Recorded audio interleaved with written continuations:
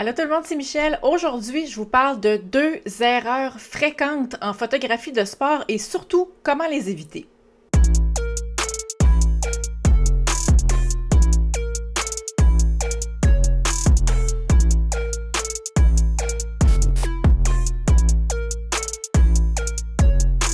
Je pense que l'intro était assez claire. Je vais commencer tout de suite avec l'erreur numéro 1. Première erreur, ne pas bien figer le mouvement. On voit ça souvent dans la photo, le sujet est flou et la raison pour ça, c'est que la personne qui prend la photo utilise une vitesse qui est trop lente. La vitesse, c'est le chiffre 1 sur quelque chose.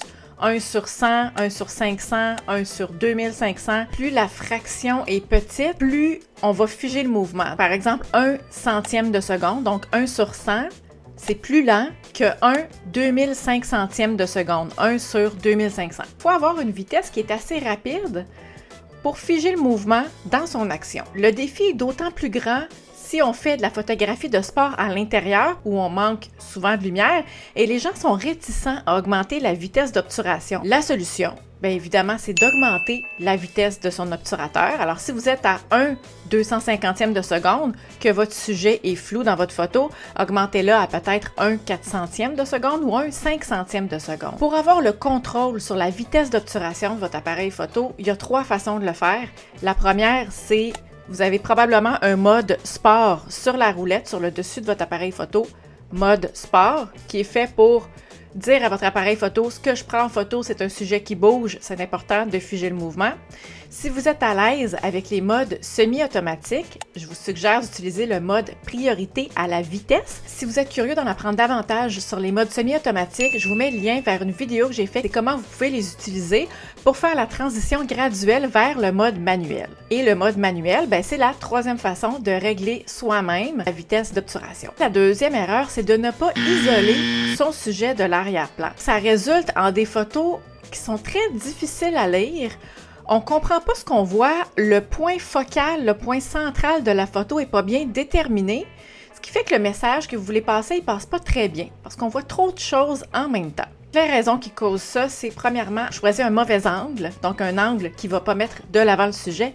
Et deuxième raison, c'est qu'on a une trop grande profondeur de champ, ce qui veut dire qu'on n'a pas assez de flou dans la photo. Première solution, évidemment, c'est de changer l'angle dans lequel on choisit de prendre nos photos. Quand vous regardez dans votre viseur, pensez à votre composition. J'ai d'ailleurs fait une vidéo sur la composition. Ça n'a pas besoin d'être compliqué, on veut juste mettre le sujet de l'avant. Alors, moi, je vous suggère, particulièrement en photographie de sport, d'essayer la contre-plongée. Alors, la contre-plongée, c'est quand on est plus bas que son sujet, et là, vous prenez votre sujet qui est plus haut que vous, parce que souvent, quand on prend des photos en contre-plongée, on va avoir le plafond ou le ciel, ce qui fait des arrière-plans vraiment très dégagés. L'autre solution, c'est d'intégrer dans sa photo une plus petite profondeur de champ, qu'on appelle aussi le bokeh. Pour intégrer une plus petite profondeur de champ, donc plus de bokeh, plus de flou dans ses photos, vous pouvez utiliser une plus grande ouverture. Donc, si vous êtes à f5.6, vous pouvez essayer d'utiliser f3.5 par exemple, ou f2.8 ou f1.8.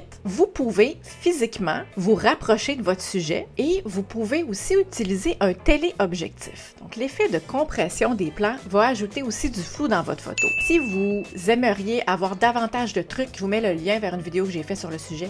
Si vous aimez la photographie de sport, si vous aimeriez en connaître davantage, apprendre des trucs, développer votre technique et améliorer vraiment vos photos, je viens de rendre disponible en ligne ma conférence « La photographie en action, tout un sport ». C'est une conférence que j'ai eu le plaisir de présenter au courant des 2 dernières années. Je l'ai présentée à des clubs photos, à des entreprises, autant en présentiel qu'en ligne. Elle est remplie de trucs de mes expériences de photographe professionnel de sport des 6 dernières années. Tout est illustré.